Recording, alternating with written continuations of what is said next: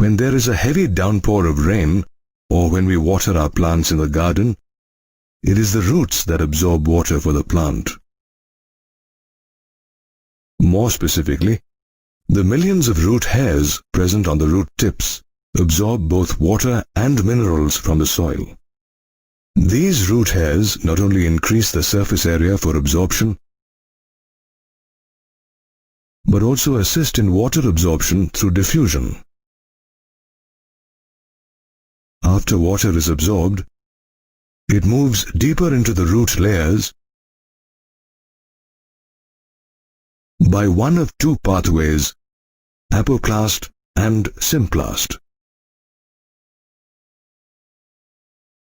Apoplast is a continuous system of adjacent cell walls in a plant, interrupted only by waxy, suberized Casparian strips in the root endodermis. So apoplastic movement of water occurs through intercellular spaces and permeable cell walls. Water movement is through mass flow and is dependent on the gradient. As water evaporates in the intercellular space, it creates tension in the water flowing inside the apoplast. Mass flow is thus propelled by the adhesive and cohesive properties of water. On the other hand, the symplastic pathway is a system of interconnected protoplasms. In symplastic movement, water travels through the cell cytoplasm, while intercellular movement is through the plasmodesmata. Water movement takes place down the potential gradient. As water enters the cells through the not-so-permeable cell membrane in the symplastic pathway, water movement is slower. However, the symplastic pathway is aided by cytoplasmic streaming, that is, the movement of the cytoplasm. Unlike the rest of the root, the inner boundary of the cortex, that is, the endodermis, is impervious to water due to the presence of Casparian strips. As water molecules are unable to penetrate this layer, they move to wall regions that are not suberized like Casparian strips. Instead, they move inside the other non-suberized cells through the membrane. This water movement too is through the symplast, allowing water to cross a membrane to reach the xylem cells. Therefore, water movement through root layers is symplastic in the endodermis, and it is the only pathway that allows water and solutes to reach the vascular cylinder. Water moves freely again once it is inside the xylem and enters the xylem vessels and tracheids. These xylem elements are non-living and therefore become a part of the apoplast movement, which occurs in the non-living parts of the root. Some plants have additional structures associated with their roots to help in absorption. Mycorrhiza, a symbiotic association between a fungus and a root system, is one such example. Fungal hyphae absorb larger volumes of minerals and water from the soil because they have a large surface area. In turn, roots provide sugar and nitrogen-containing compounds to mycorrhizae. Some plants like pinus seeds cannot even germinate without mycorrhizae. Hence, they are said to be in obligate association with the mycorrhizae. However, irrespective of how water is absorbed, water moves deeper into the root layers through two pathways, that is, apoplast and symplast. When plant roots absorb water and minerals from the soil, they move it in an upward direction to reach different parts of the plant. Have you ever wondered how this upward movement of water and minerals takes place? This is made possible by a combination of root pressure and transpirational pull. Along with the water, various mineral ions from the soil are also pushed into the root vascular tissues by diffusion.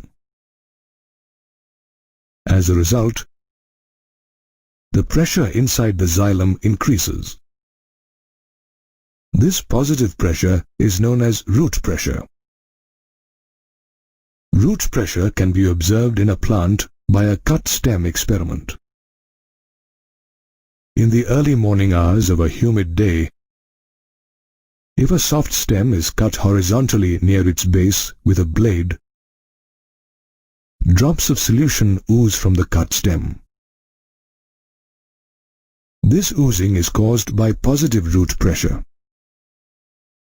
Now try fixing a rubber tube to this cut stem.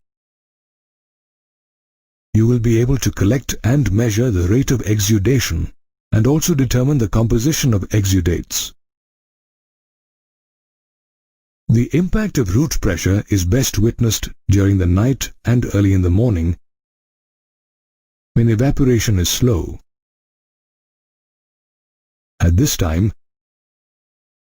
the excess water collects as droplets around the special openings of veins called hydothodes near the tip of grass blades. This water loss in its liquid form is called guttation. However, root pressure itself does not account for the majority of water transport because it can provide only a modest push. Most water movement in tall trees takes place due to transpirational pull. The driving force behind this transpirational pull is transpiration from the leaves. Transpiration is the process of water loss through stomata in the leaves. Unlike guttation, where water is lost in liquid form, water is lost as vapor during transpiration. Transpiration can be witnessed by closing a healthy plant inside a polythene bag. You will notice that droplets of water have formed inside the bag.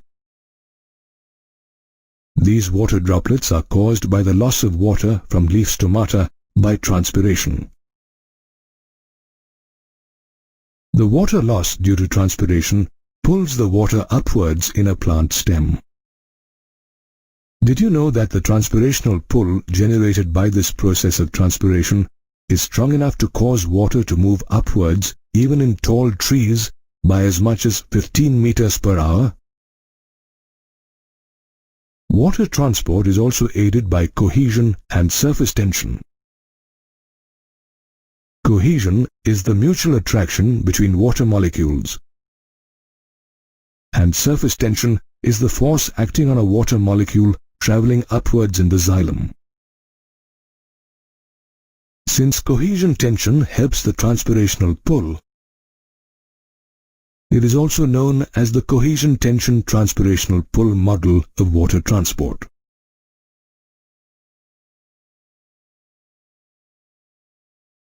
Therefore, we can conclude that together, transpirational pull and root pressure are responsible for the upward movement of water in plants. Did you know that a fully grown tree may lose thousands of liters of water through its leaves on a hot, dry day through transpiration? Transpiration is the loss of water due to evaporation that occurs through pores in leaves called stomata.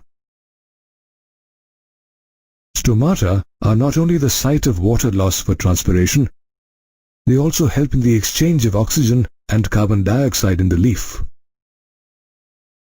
They remain open during the day when transpiration takes place and close at night. Their opening and closing is directly impacted by the turgidity of guard cells present near the stomatal aperture. The inner wall of each guard cell is thick and elastic. When turgidity inside two guard cells increases, the outer walls bulge and force the inner walls to take the shape of a crescent. The radial orientation of the cellulose microfibrils in the cell wall of the guard cell helps open the stomata. When guard cells lose turgor, they become flaccid, while the elastic inner cell walls regain their original shape, leading to the closure of the stomata. Transpiration is affected by both external factors like temperature, light, humidity, etc., and plant factors like the number and distribution of stomata. Typically, the lower surface of a dorsiventral dicot leaf has a greater number of stomata. On the other hand, a monocot isobilateral leaf has an equal number of stomata on both surfaces. Transpiration from stomata causes a pull that causes the upward ascent of water in xylem cells. This transpiration pull is made possible by three physical properties of water: cohesion, adhesion, and surface tension. Cohesion is the mutual attraction between water molecules. Adhesion is the property of water to be attracted to polar surfaces like tracheids and vessel elements, also known as tracheary elements, in a xylem cell. Finally, surface tension is the property of water molecules to be more attracted to each other in a liquid state than in a gaseous state. Together, the properties of adhesion, cohesion, and surface tension render water with a high tensile strength. This means that water becomes capable of resisting a pulling force. Also, it gains high capillarity. Capillarity is the ability of water to rise in thin tubes, which is helped by the small diameter of the tracheary elements. This water transported by xylem vessels needs to be moved into the parenchyma cells of leaves, where it is needed for photosynthesis. While water evaporates through stomata during transpiration, a thin film of water appears over the cells, which pulls water, molecule by molecule, into the leaf from the xylem. This transport is helped by the water potential gradient. The concentration of water vapor in the atmosphere is lower than that in the substomatal cavity and intercellular spaces. Thus, water diffuses into the surrounding air, creating a pull. Did you know that this pressure generated by transpiration pull is capable of lifting water over 130 meters high in a xylem vessel? Transpiration not only creates this pull for the absorption and transport of water for photosynthesis, it also transports minerals from the soil to all parts of the plant. In addition, it cools leaf surfaces by evaporative cooling and maintains the shape and structure of plants by keeping cells turgid. Photosynthesizing plants require a lot of water. Since water swiftly depletes due to transpiration, the lack of available water may limit photosynthesis. Rainforests are humid largely because of this vast recycling of water from root to leaf to atmosphere and then back to soil. The plant C4 photosynthetic system solves this by increasing the availability of carbon dioxide and decreasing water loss. This system is more efficient than the C3 system, since it not only fixes carbon twice as a C3 system, but also loses half the amount of water lost by the C3 system while fixing the same amount of carbon dioxide. Therefore, transpiration plays an important role in both water transport and photosynthesis in plants. Along with water, plants absorb essential nutrients and minerals from the soil. These minerals are present in the soil as charged particles called ions. Absorption of minerals by plant roots occurs through both passive and active transport. In passive transport, the ions do not require energy and just pass through the cell membrane by osmosis or diffusion. Mineral ions move into the root by diffusion whenever the mineral concentration is higher outside the root. On the other hand, active transport takes place when there is higher mineral concentration inside the roots than outside. Since the ions now move against the concentration gradient, they require energy to cross the cell membrane. Some ions, such as potassium, pass through the cell membrane directly without any energy consumption via either membrane protein pumps or proton pumps. Active transport begins with positively charged ions such as hydrogen being pumped out of a cell. Due to the displacement of these hydrogen ions, negatively charged ions move inside the cell. They enter the cytoplasm of the epidermal cells of the root, using up the ATP molecule for energy. Furthermore, the membranes of root hair cells have some specific proteins such as calcium ATPases called transport proteins, which actively pump ions into the epidermal cells from the soil. The endodermal cells of the root also have many transport proteins embedded in their plasma membrane. These transport proteins serve as control points, where they adjust the quantity and selectively allow certain types of solutes to cross the membrane to reach the xylem. Also, due to the presence of the suberin layer of the Casparian strip, the root epidermis can transport ions passively in one direction only.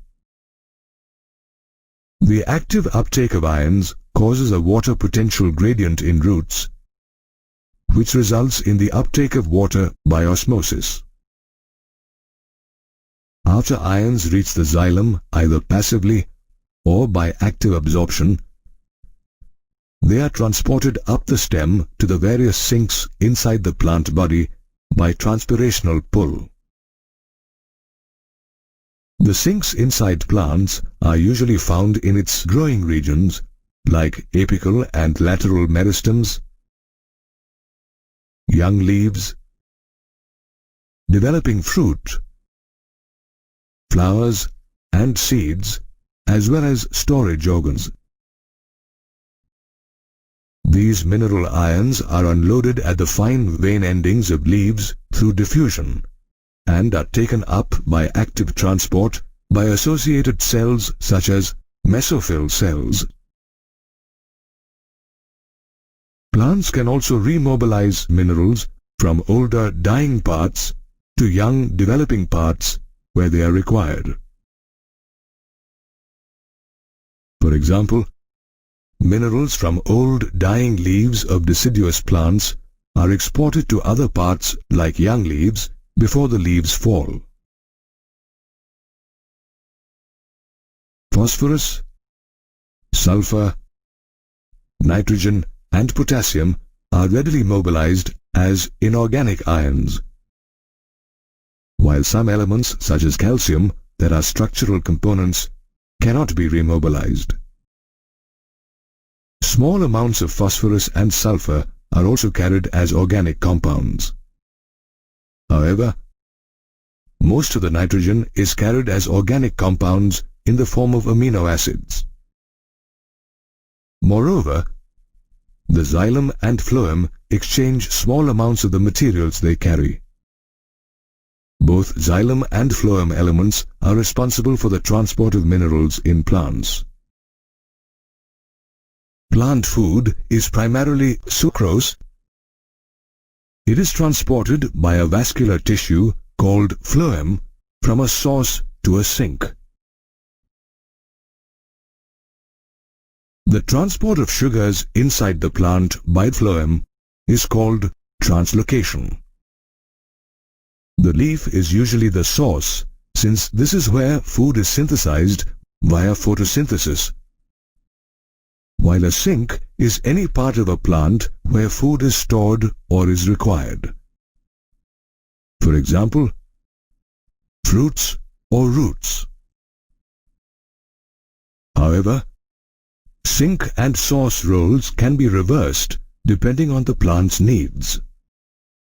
For example, sugar from the roots may need to be mobilized to a flower bud when they need energy for growth. Therefore, food transport by phloem is bidirectional, both upward and downward. The direction is determined by the concentration of sucrose. This is in contrast to water transport in xylem, which is always upward and unidirectional. A simple experiment called girdling can be used to illustrate the role of phloem cells in trees.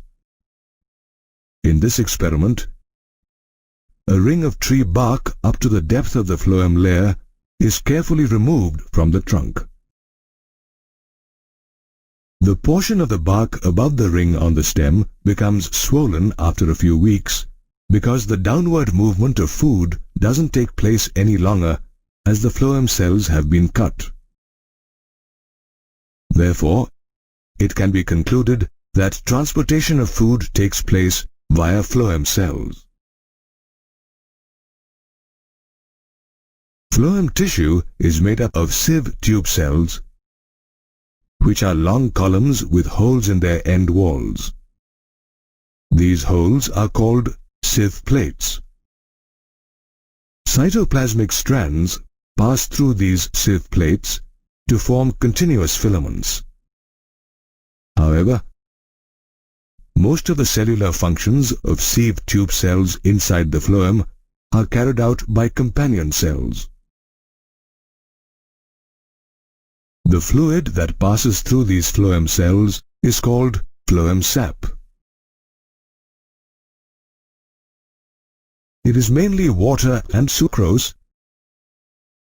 In addition, they also transport other sugars, hormones and amino acids from time to time. Phloem sap translocation from source to sink takes place by a mechanism called the pressure flow hypothesis. When plant leaves prepare glucose via photosynthesis, the glucose is then converted into sucrose. Sucrose then moves into the companion cells, after which it is loaded into the sieve tube cells via active transport. This process of loading of sucrose into the phloem causes a hypertonic condition and sets up a water potential gradient. This in turn results in osmosis, which causes water to move into the phloem from the adjacent xylem cells. As osmotic pressure increases in the sieve tube, pressure flow begins, and the phloem sap moves towards the sink, which has low osmotic pressure. This is followed by the sucrose from the phloem sap unloading into the sink cells via active transport. The loss of sucrose produces a high water potential in phloem. This results in decreased osmotic pressure, which causes water to move out of the phloem cells and back into the xylem cells. The zinc cells then utilize the sucrose for metabolism or storage purposes by converting it into energy, starch or cellulose. In this manner, phloem cells transport food, primarily sucrose, in plants by the pressure flow hypothesis mechanism.